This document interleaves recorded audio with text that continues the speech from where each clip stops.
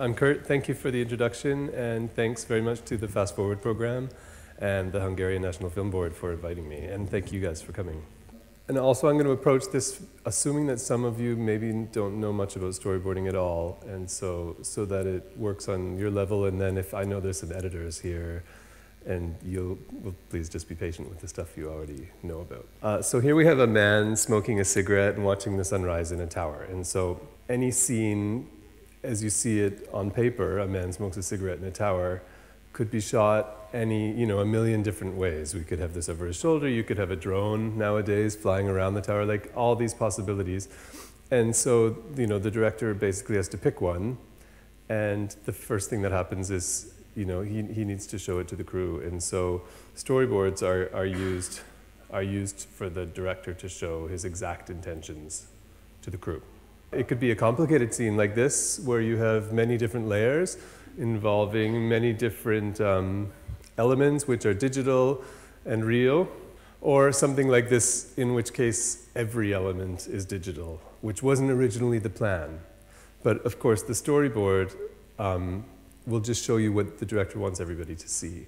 And then, the whole thing goes through many different departments and many different meetings, and finally, in the end, they just did it all digitally, even though I think they had quite a bit of real life, obviously not the dinosaur.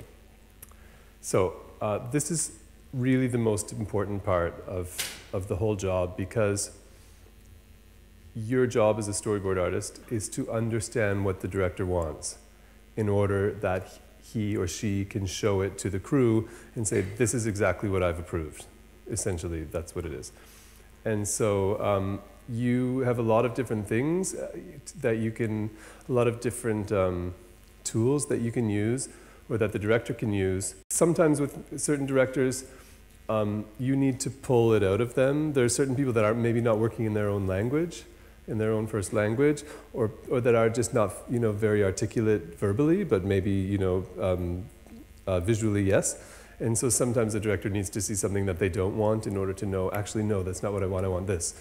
Or, so the whole process of the brief from the director is, it's 80% of the job. It's making sure that you're getting exactly what they want and that you're getting it. And sometimes they may ask you to watch certain movies, as reference, or, this and that.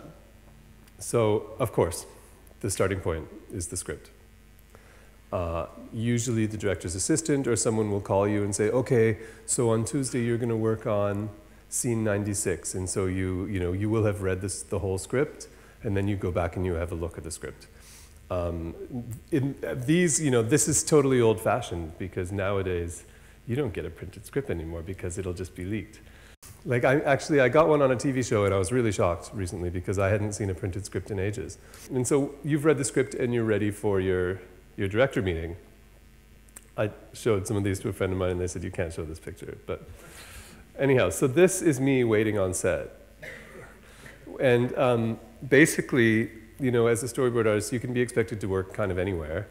And you might be in an office, which is nice and cozy, or you might be on set waiting. If you've been kept on long enough that they're already shooting, then you're just waiting for them to do a new setup, to set up a new shot. So the director has 5 minutes to describe to you 3 shots, which you then run off and draw in a corner, and then come back. Or you might be working remotely, which is I don't know, maybe half of the work I do lately. No, that's an exaggeration, but quite a lot of work I do is remote, where I just did a movie with a Norwegian director where everything was email, not even telephone calls. Emails me a list and says, there you go. And I just draw it up and I send. Everything is by email. That works too.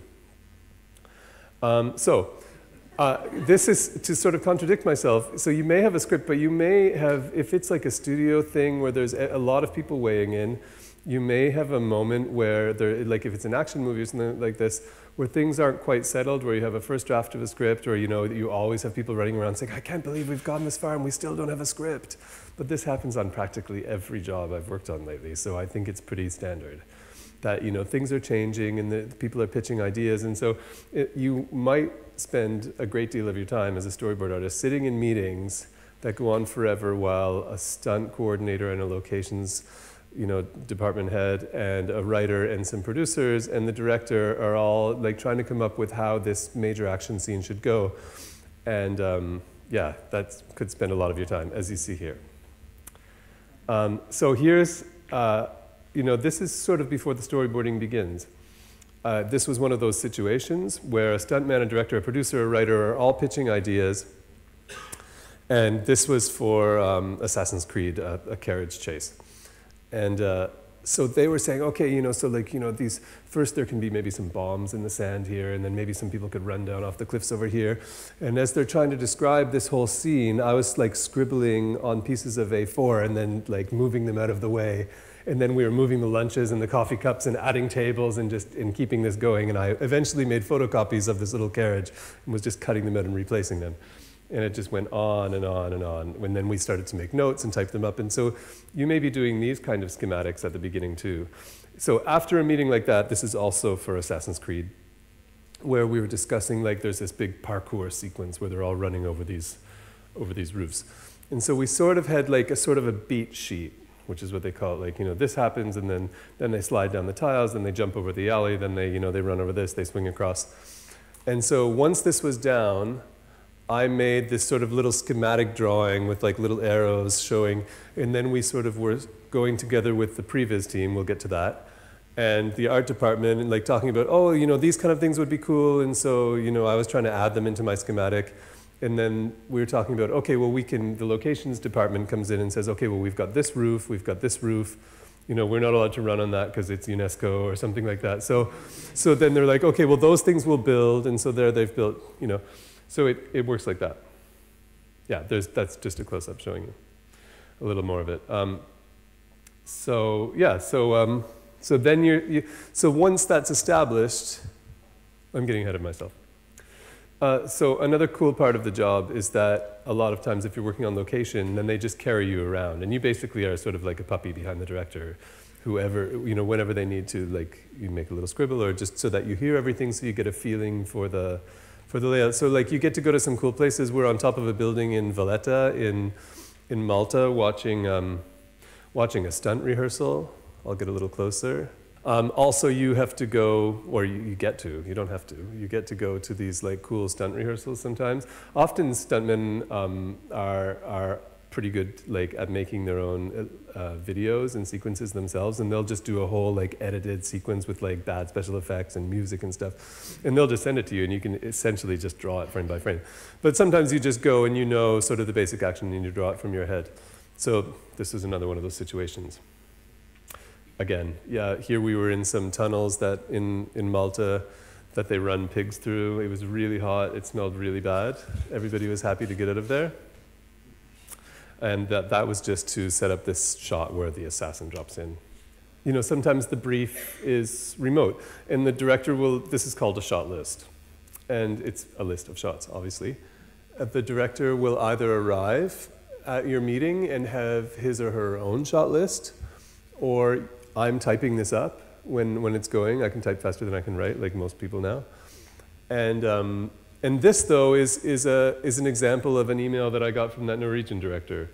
And you can see, there's a short form words for different kinds of shots, close-up, POV, medium close-up, that kind of stuff. Now, don't laugh. These are, if you watch this scene, which you will, they're perfect, and so you can get a shot list, you can have all sorts of different things, but if a director will make you scribbles, then you save them and you work on a multiply layer over top of them. They are gospel. But then another thing is that you often get models, which you can bring into your room, and whenever the models go missing, then the model department comes to the storyboard room and says, do you have this? And you can see that, like, nowadays, it used to be that they made these beautiful card models. And nowadays, it's mostly 3D printing, especially on a job like this that has the budget for it, for a lot of 3D printers. But you can, that's the process, going from a model. And so you can, the director will stand there, as you'll see in a second, with their iPhone and set up shots for you, and say that and that. And then they airdrop them to you, and you say, great, in what order? And that's all. And you can think of lighting and stuff like that, of course, so moving on. This was for Babylon Berlin. Here we have beautiful paper models. And in this case, this was an interesting situation because there was a backlot in Berlin I mean, it served well for many, many years, and they wanted to make this new backlot of like several streets of Berlin and Charlottenburg and, you know, all the different kinds. And so when they made this big budget for German standards, for European standards, this big budget series, with Babelsberg and then the series, they combined and they made this beautiful set, which can be used then for modern Berlin and all this stuff. So the problem was, the whole thing was a police drama, and it takes place on Alexanderplatz, which, of course, in 1928, which was completely flattened. And so they had to rebuild it, and they needed this storyboard because there's lots of shots of people coming and going from this main building. And as you know, visual effects shots don't really, you know, they can hold up for, what is the rule, like 6 seconds?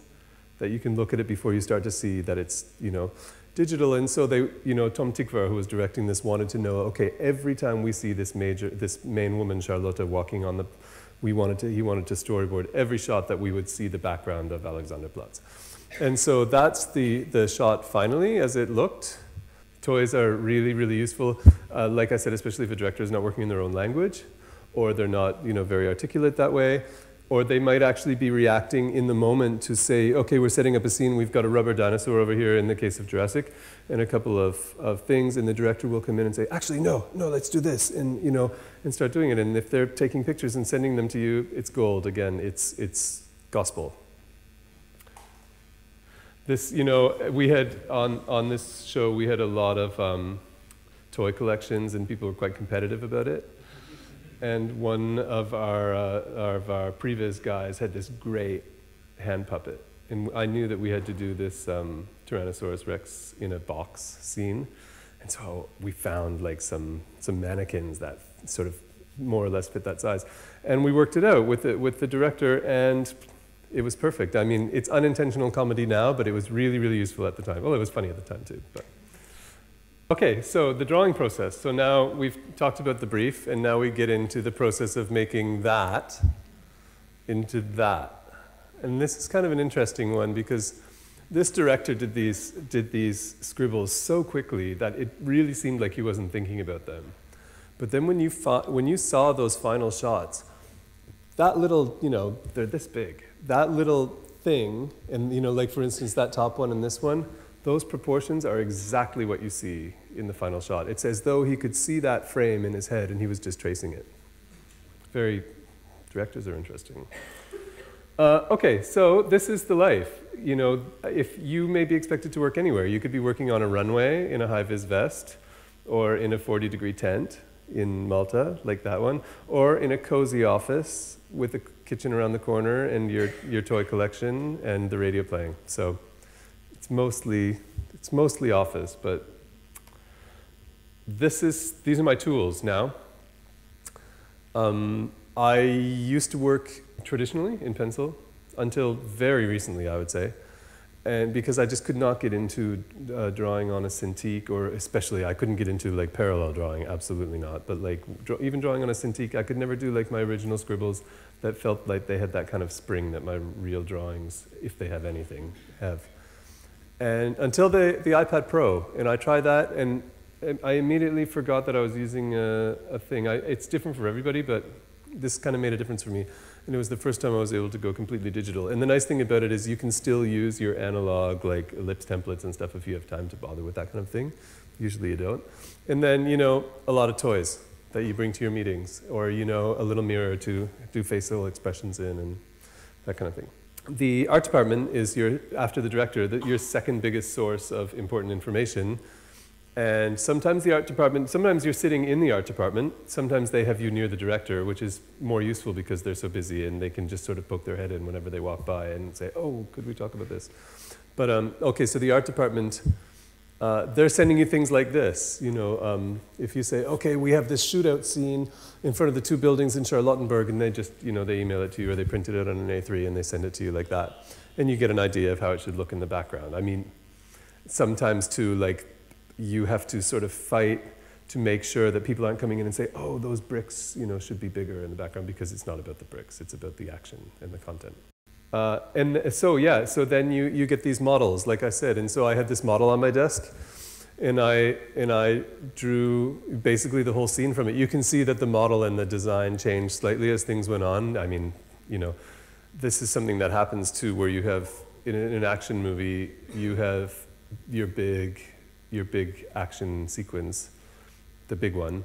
And usually it's the first thing you start, and it's the last thing you finish. And, you know, I mean, on this movie, Child 44, we worked on this, like, this train sequence that, oh God, for like 4 months. And in the end, it was like this 3-shot, nothing, like, I just think of like gosh. But yeah, so anyhow, usually jobs have a budget and they can afford you for a certain amount of time. And so what they do is they start with basically a wish list. Okay, we've got this big action sequence, and then we have this one, and then we have this which we would like to do, and then I guess we could do these ones because there might be some, you know, working down in terms of importance and in terms of how fast you get to them and how many revisions there are and how many times the writer's coming back to say, oh, actually, no, I've got to do it. So, sorry. Just another example, you know, having a model is very helpful. You can make it look exactly right and know that things are perfect. Originally, the bad guy was wearing this kind of hat. Well, you recognize that's that scene that we had the model for, and that's also the scene where there was that geography shot, the geography scribble that the director did with the camera arrows and stuff. So that, you know, all of that comes together to make this scene. And then in the course of that, we had this brilliant concept art, which was all lit. Some of the stuff, like when the concept artists and the storyboards, we were working on this scene before it was even fully designed. And they used that to sort of work out, you know, like, actually we're going to get to this in a second, but I'm getting ahead of myself. But yeah, they use this to sort of work out, you know, the shape of a scene as well. The, you know, the concept art from the art department and the storyboard. So this is sort of an example. This is a little embarrassing, but this is an example basically of how it really goes if you're doing something like a commercial or something. You sit with the director. I have my iPad Pro, which is a brilliant tool these days, because if I'm sitting with the director and they're describing shots and they're saying, okay, you know, I want the first shot to be a kitchen and a woman at a counter, and I draw this little, you know, very rough thing, and they say, actually, no, can we make it a cowboy shot? You know, can we make it a bit wider? All I have to do is now select that and stretch it, and I say, tell me when, and I go, stop, great, and then I can save that and know that it's exactly perfect. That's exactly what they agreed to. They may change their mind later on. Very often they do. But at least you've gotten it right. And that's much better than like just guessing, you know, and saying like these little things, like, don't be a Luddite. It's good to embrace technology for these, you know, things. I know it's beautiful to work with pencil and paper and stuff like that. Do that on the weekend. So this is the sort of scribble I would do with the director in a meeting. These are thumbnails. They're like, you know, 1.5 inches, 3 centimeters wide. I've messed around with these. I can see in that one, like I've grabbed that's a woman. I've grabbed this woman and I've changed the size of her and made little notes, and that's fine.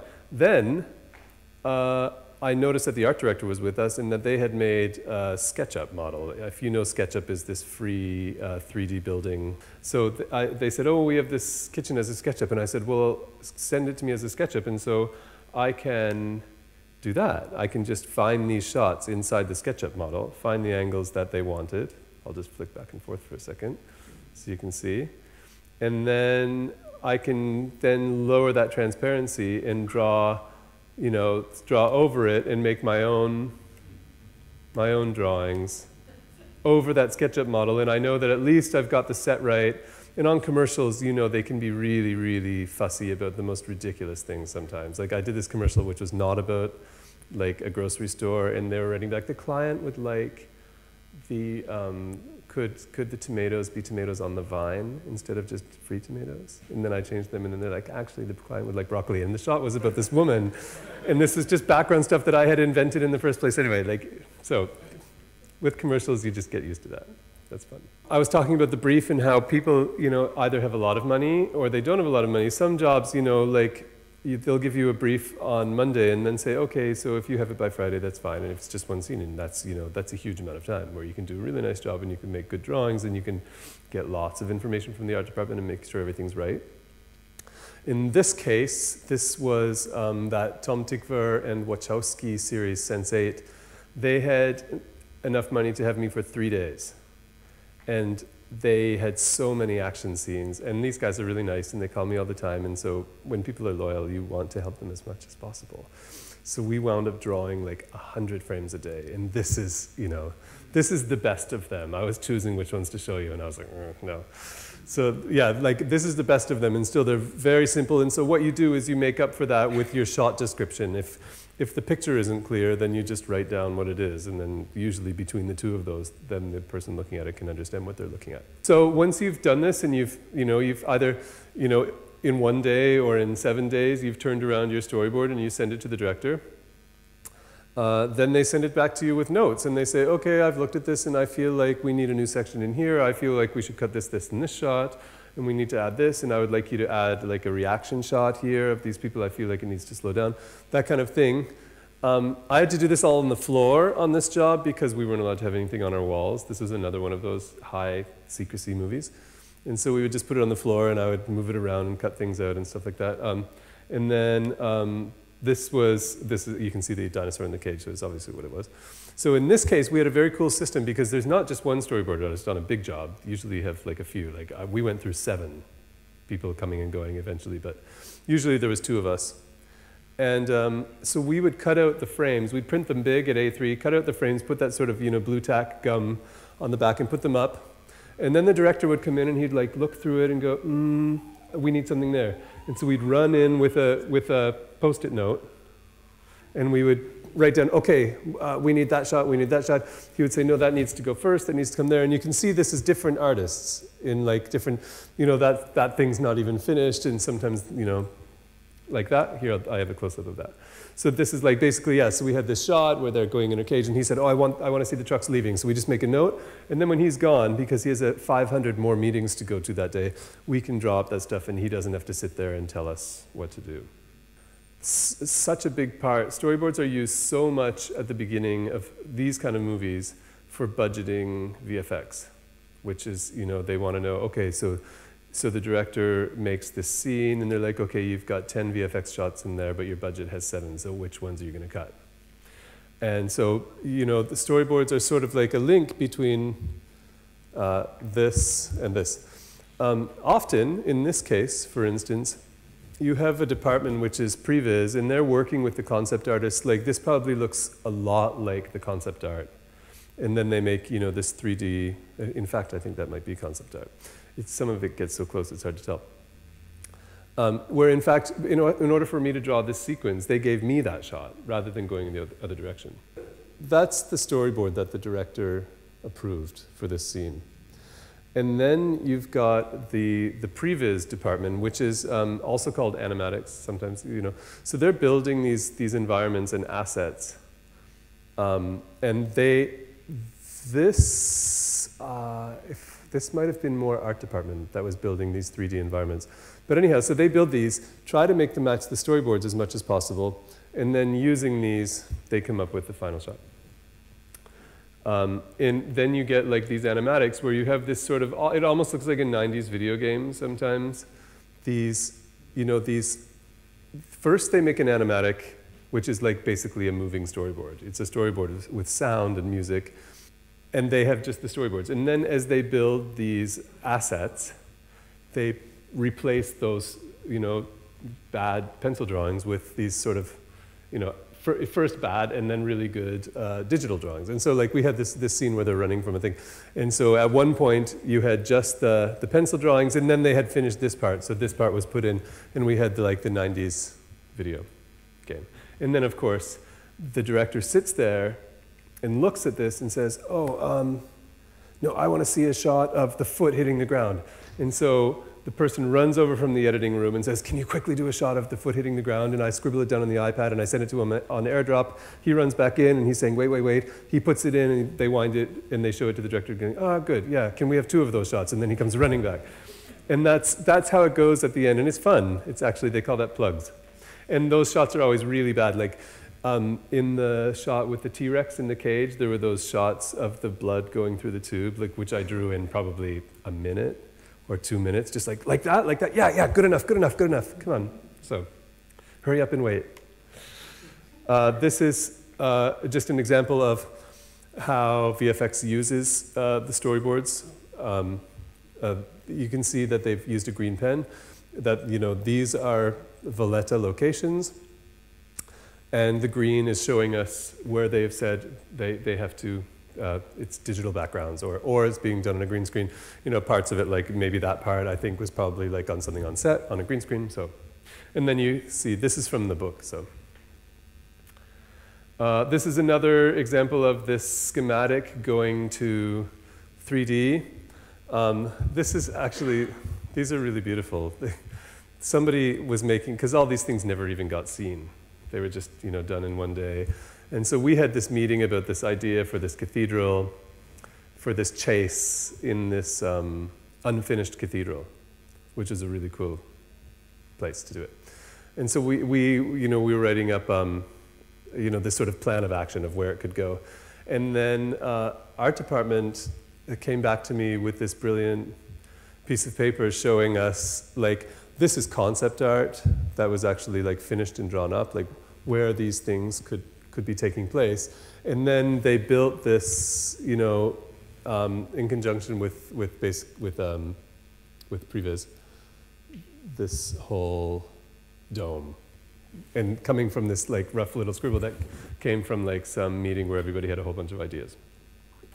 Another part of the storyboard artist's job, sometimes this happens when at the beginning of a job, the directors go away on these like tech scouts where they're, you know, they're going to different locations to see if a scene could be taking place here or there. And if you're not brought along, then you have like long hours in the office, and sometimes they'll get you to do keyframes. Sometimes keyframes are done for a different reason even when you're there. But so a keyframe is essentially like one shot, one frame from a sequence that basically sums up that scene. And sometimes where we made this room which was called the war room, and they had every scene of the script in that version of the script drawn up as a keyframe, like as one image. And so like, you know, the concept artists were all like busy like turning out these things, and then the ones that they didn't do, the storyboard artists were filling in and doing these. And then sometimes the storyboard artists would like find this, a frame that they had done with the director, and then, you know, zhuzhed it a little bit, made it nice, and then sent it off to the concept artists who made it really nice and splashy, and they put it up in this room. And then sometimes keyframes are done, like in this case. This was from 2010, before Cloud Atlas really happened.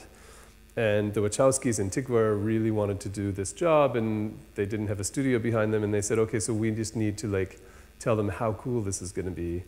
And so they wanted to have like some visuals that they could shop around and show people who could possibly invest. And so a lot of times like these kind of visuals are made at the beginning of a project to get investors to tell them the story. Because sometimes people who have a lot of money to invest don't maybe have the imagination to imagine how it's going to look, so they need to see something. So they called me and a couple other artists to Berlin, and they picked like, you know, that scene's a really important scene, you know, we want to have a visual of that. And it got made. The next year I got a call, so I went there, I did this, I didn't think anything about it. And then the next year I got a call saying, hey, you want to come to Berlin? It's going to happen. So then it happened. And then the scene wound up taking place in Edinburgh because Edinburgh was giving them some kind of tax break. So then everything changes, and that's when the fun starts. That was all pencil in those days. More keyframes. You know, originally in the book and in the original script, this was a snow scene that happened on ice. Then they found out that they couldn't shoot it in the winter. So what if we did it in a sort of like thing? And so maybe you could make a drawing of it so that we can see, you know, we can sort of, they wanted to sell it to the top guys and say like, maybe it would be cool if it was like this too, because the whole ice thing was going to be bad. It was either going to look bad or it was going to be really expensive, or both. And then this was another one where the director wanted to show the production designer like how he wanted this room to look, because it reminded him of his favorite movie, Le Samurai. So he's like, could you make this room that looks like this room? So, and then here's the link between the, you know, you have your, as I was explaining, we had done this scene as a whole storyboard.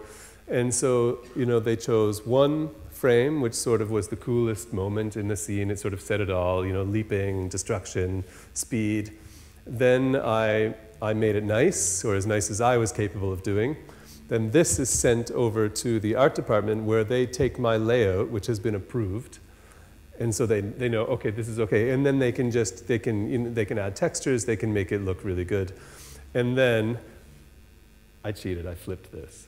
But that's the shot. And of course, it's all in silhouette and all that beautiful detail is lost. But still, you can see the genesis of that to that. It really, and that's months down the line. I mean, that was probably, I don't know, 8 months later.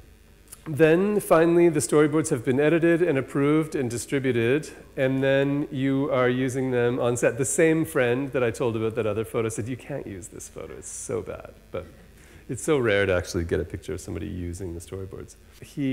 It was almost everything in the short was digital, or at least every shot had digital aspects to it. And so again, it's one of those situations where he flew to Prague and we just hung out in my kitchen and did these. And every penny he could afford, he was like, okay, I can maybe have you for a day and a half. And we did every shot of his short. And so on set, they were really important. And that's when it feels good. Because on these huge jobs, you're storyboard artist number 19. And then on this kind of job, you really know that they're really depending on it. It makes a difference. And of course, it's nice when you feel like your work makes a difference. And so here they are on set, and you can see that they're crossing out the shots as they get them to make sure that at the end of the day, this one hasn't been crossed out, we need that, So that's another way. You see this on commercials too, where sometimes they have the big board, and they're just the first AD is somebody that I should have mentioned already, who's the first assistant director. It's often the first AD who is the storyboard wrangler. They're the ones saying, have you talked to so-and-so about this scene yet? Okay, well, I'm going to get him on it because, we need you. That scene's way more. And I was like, no, we're talking about the scene in the cafe. He's like, oh, the cafe, that doesn't happen for 3 months. He's obsessed with that cafe. We need to do this scene. This is the one that we need to budget, that we need to, so the first AD is, in charge of all of this stuff. And they would also be using that the most. They would be their pink X. Usually when the director starts to shoot, that's when they fire you. Because they just don't have time anymore, and you can never get to see them, and they say, okay, yeah, we'll manage from here, or maybe you get a couple of calls, and then could you do one scene? But in this case, they just kept me on for months. And I hung around the camera, and I did, one scene, or waited in the director's trailer, and when he came for lunch, he would brief me on a scene, and we would do that. But I also, was just hanging around a lot, and the production designer, Andy Nicholson, of this job said, oh, well, you should do what they used to do in the 60s and draw pictures of the crew at work. So I can't take credit for the idea. And so I did that. And because I had started using my iPad Pro, it weighs nothing. It's just like a clipboard. And so I would walk around. And I was walking around behind set one time, and I saw this. The creature effects department they're so cool. Everybody wants to be in that department. And they wear black leotards, and they always look cool. And so I walked around behind this scene, and there was this big group of guys, and they're trying to pick up this. It was like a football that had some tape on it, and they were trying to make it into a skull, and they were trying to make this. The scene was cut from the movie, and it was a really cool scene. But they were trying to make it pick up this thing, and it kept falling between the fingers. It was really fun. And they were never going to get it, so I was standing there for a long time. And then these guys, this was the coolest thing up here. This is this father and son team, and a couple of people. I mean, that guy holding the arm is the son of the guy on the left there.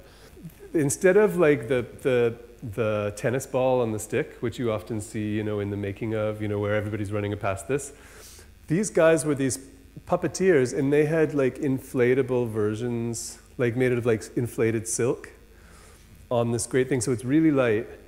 And so he would be the head, and he would be the tail. There was no body. And they would just go around, and they would do these things. And instantly they disappeared. In that magical way puppeteers have, instantly you didn't see them, and you saw this big, terrifying dinosaur. There were scenes where the little girl's in her bed, and they're rehearsing it. And they would, I think they shot the rehearsal as well. And this thing is going up to her, and you're just like, oh, if I was 10 in that bed. It was crazy. They were so great. And so I cornered them, and I was like, you have to let me draw a picture of you. Which, yeah, they were nice, and they let me. That brings me to the biggest responsibility of the storyboard artist.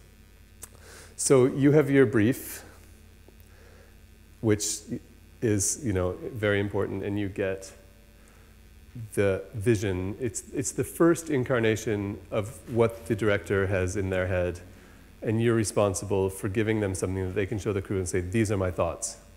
So that's a big responsibility, and it can be really fun and rewarding, and, you know, sometimes you have zero time to do it, and of course, you know, you have to deal with the fact that A, your drawings get once they make these shots, like, you know, I showed you that little link, they ball it up and they throw it over their shoulder. Your work is gone. It goes into the garbage. You are a link in someone else's vision. So that's part of it. And also, like, always your favorite shot, your favorite drawing is the one they cut. That's absolutely always. And okay, and so then you get to do some nice drawing, and yeah, we'll get to this in other questions. So the most important part is drawing birthday cards for the crew. And as soon as you do one, you get asked every day. Don't make this mistake. You do all the invitations, all the t-shirts, and all the birthday cards. All right, that's all I've got. Thank you very much.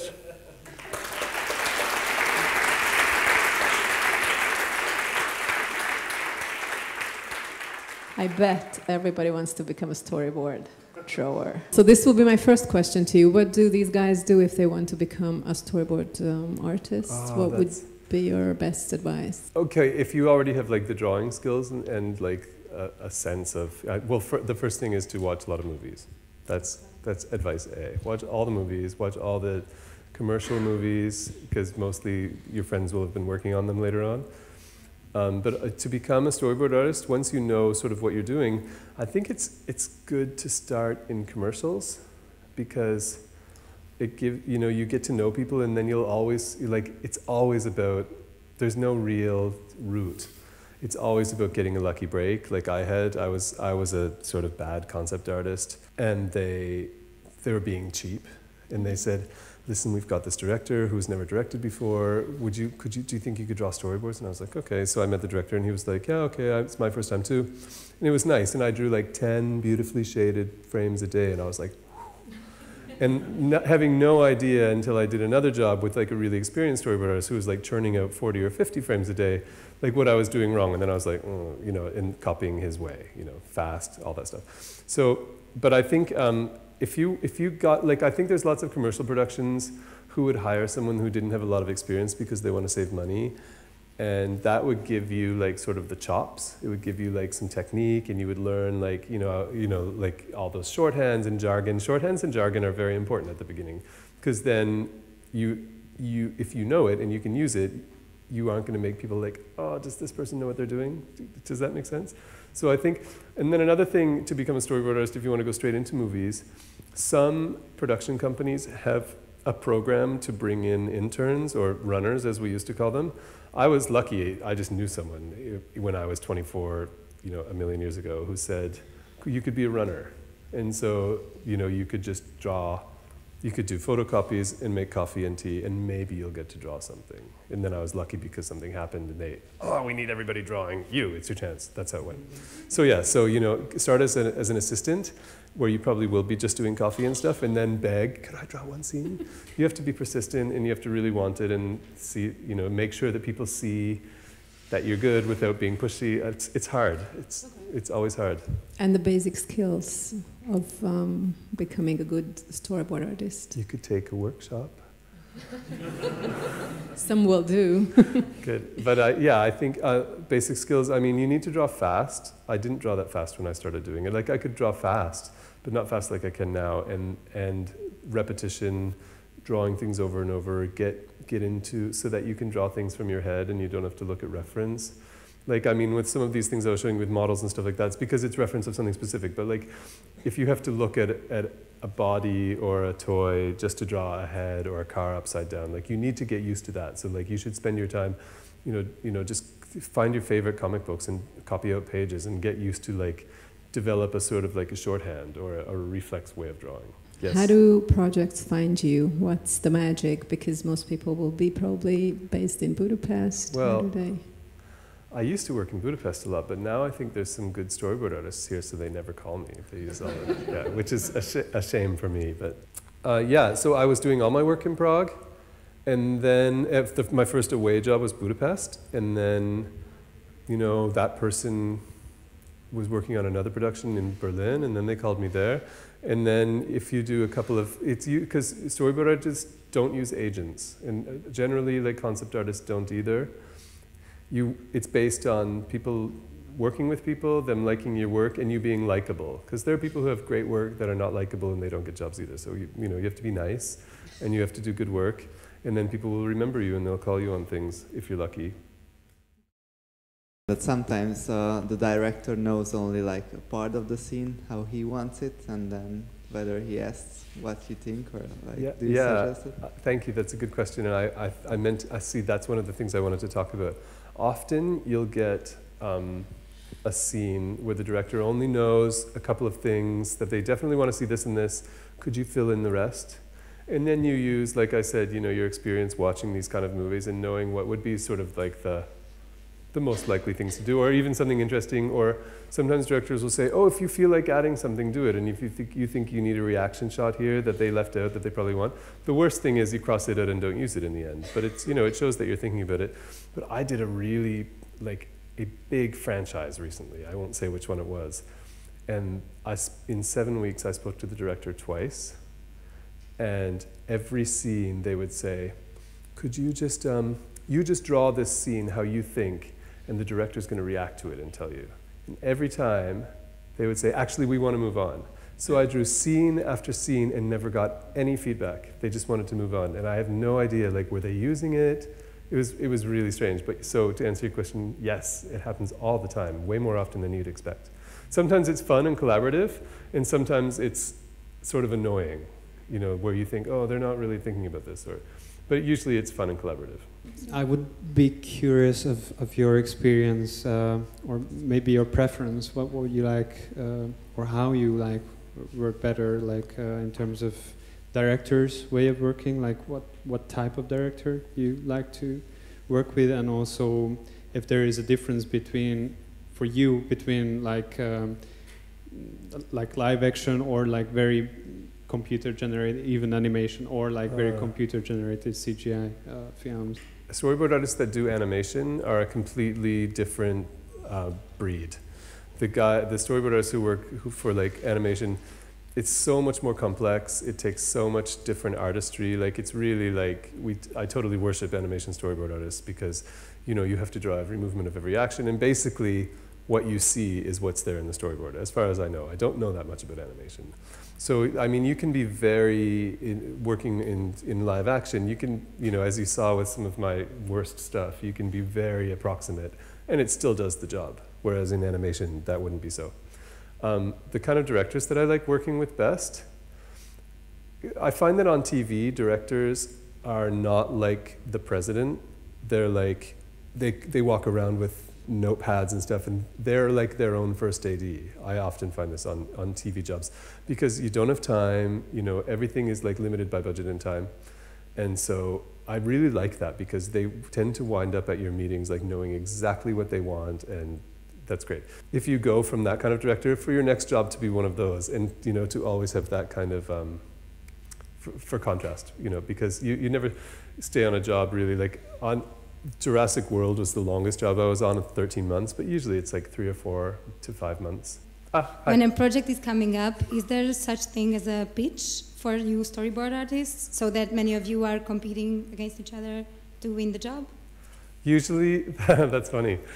No, but yes, because like somebody you know will call you and say, oh, would you be available? This job is coming up. And you may think that they're only considering you, but with experience, you know, okay, they're looking for, oh, is there someone local who they won't have to pay a hotel for? Or they're showing 6 different kind of artists to a director for them to say, I like this person's style. So it's never like, we want you to sort of audition. They would never say it like that. It's always a little more subtle or less subtle, maybe, I don't know, depending on how you look at it. And they'll just say, could you send us your stuff? We've got a job coming up and we're considering you. So when you make a portfolio, or when a director asks, like, show your work, is it worth to show my original style, or should I give them like a semi-realistic art style, like you showed us? I would sort of say just show your work stuff. And if you want to show your sort of private art, like, you know, I make watercolors on the weekend of like houses and stuff. I would not show that in a meeting because it's sort of irrelevant. But like if you had something that was kind of sort of technical and maybe you thought sort of rounded out what your capabilities, like it might show that, you know, like I would show maybe those behind the scenes sketches of the guys, like, but that's as far as I would go to non-work stuff. But I think making fake storyboards could be useful, especially at original jobs where you could take a scene that you had watched and you know, draw storyboards from it, or making something up completely on your own. It doesn't have to be from a job you had, as long as you didn't pretend it was from a job you had. But just to show that you know the visual language of storyboards, that you know like how all the arrows work, and like that you can make a proper format, I think that would be good to have in a portfolio. What's the future of storyboard drawing? Oh, that's another thing I wanted to talk about, because we were talking about previs and animatics, and you know, them running in and saying, oh, could you draw that foot? Well, sometimes it happens that I say, okay, so when are we going to do, you know, the knights fight in the castle when it's burning? And they say, oh, we've already done that, we just prevised it. And you think, oh, okay. So this was originally the fear, that as soon as previs gets good, when we get that 90s video game thing, that storyboard artists are going to be out of a job. Well, it hasn't really happened, it's just wound up that it's one more step in approving a sequence. But it does creep in now and then, you know. I might have been a little longer if VFX if the previous department hadn't done that. But I think the future is still the same. Like the director likes to sit down with someone and just say, draw this, draw this, draw this, rather than sitting down with the department and say, wait, I have to move her arm. You know, that's not time efficient. It's time efficient in the way once they're gone that they can stay up all night and do that. But like sitting down with someone, I think there's nothing can beat that, but, right? And if you can think about, you know, your professional high and your professional low, would you have a story for us, or two stories? Professional high. Well, I mean, when Star Wars 7 happened, that was really exciting. A, because, you know, I'm a child of the 70s. I grew up on Star Wars. Every picture of me is me playing Star Wars. My first memories are Star Wars. So there had been no Star Wars for a long time, and then there was this. And I got the call, and I didn't think it was really them, and then I had to pretend. I was like, oh, I'll check my schedule, you know. And then, obviously, it was really exciting, and the nice thing about that was that it opened a lot of doors for me, because, you know, another way that the film world works. But so that was sort of a high, but I think Cloud Atlas for me was a high, because it was this feeling of people making something really weird. I don't know if anybody's seen that movie, but people either love it or they hate it. It's really weird, and you felt like everybody was doing their maximum to make it happen, and people, you know, so that was an exciting feeling. And so going to like an opening of something like that is a career high. And a career low, I don't know, it was something like that job I was talking about where I was sitting in my pajamas at home drawing scene after scene for this thing. So something that happens is like some directors have this wonderful, adorable shorthand for I have received this and I don't need any revisions, which is that, like no response at all. And that can be soul destroying. When you spend days making, it's artwork you're sending. You know, you're not putting together, I don't know, boxes. You're making artwork and you're sending it. And then you have to, you develop very thick skin to not let that get to you. When you don't know, it's like, you know, what was that shuttle in the 70s where they put like the record in it and they shot it off into space and they have no idea if anybody's ever going to see it? Sometimes it feels like that. How do you practice drawing? That's a great question. And at the beginning, when I was like super ambitious and wanted to get more jobs, I would do basically what I said, which is I would look at, and another thing that's worth saying, but that's not your question, find storyboard artists online and look at their work. And you know, there's some major artists in England and in America who are just wonderful, and you can learn a lot you can see that a lot of us draw the same, because everybody's like watching that one guy who's really good, and everybody's sort of pretending not to be copying, but kind of copying him, and so So that happens a lot. So look at other people's work. But I used to, when I knew that I had to speed up at the very beginning, like I told you I did that job where I was drawing super slow, really detailed, every brick in the wall. And then I worked with this like guy who was a legend, and he was so fast. And I thought, okay, I have to really learn how to draw figures and vehicles and things like that fast without thinking about it. So I set myself limits, you know, draw like 10 heads from different, just every time if I was talking on the phone or watching TV, I would just like, you know, doodle heads and hands and figures so that you didn't have to think about it. So nothing like that is going to slow you down. Does that make sense? And then the same thing, there's lots of great tutorial resources out there, but there's a couple that I've looked at which were really good at the beginning for doing very quick environments. And you know, you have to have great perspective skills. You can't use a ruler. I mean, you can use a ruler, but like you can't have to work it out. If you need to be able to eyeball perspective generally. And that's something that you can practice as well. You know, setting up little scenes from your head. You know, being able to draw from your head and turn an object in space the way a product designer can is really useful.